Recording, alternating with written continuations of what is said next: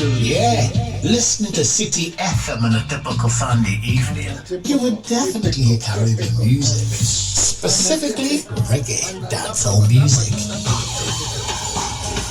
And you also hear African reggae dancehall songs going back to back to back.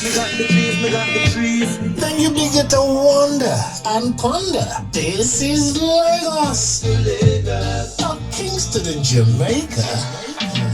And then again, you hear one corner linking up with a musicologist, Dr. Ikena, all the way to Nsukka, Ital Sounds. Dr. Ikena, please, what are your perspectives today? And I'm like, what do you want to do?